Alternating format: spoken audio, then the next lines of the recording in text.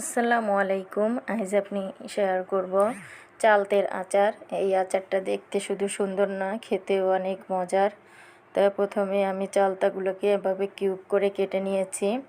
কেটে ভালো করে ধুয়ে আমি ভালো করে সিদ্ধ করে নিয়েছি। সিদ্ধটা একটু ভালো করে করতে হবে।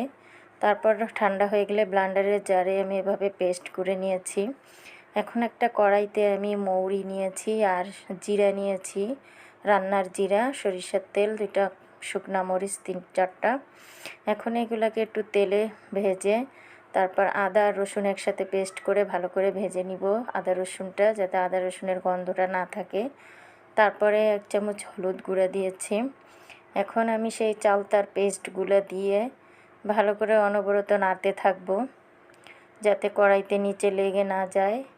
আর ঝাল মিষ্টি কেমন করে খাবেন আপনারা সেই অনুযায়ী আমি লবণ দিয়েছি পরিমাণ মতো, আর 1 চামচ মরিচের গুঁড়া আর মিষ্টি চিনি দিয়েছি 1 বাটি।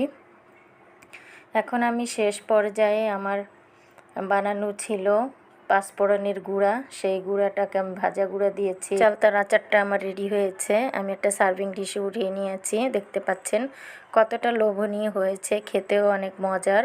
তো ভালো লাগলে ভিডিওটা লাইক কমেন্ট শেয়ার করবেন। আল্লাহ হাফেজ।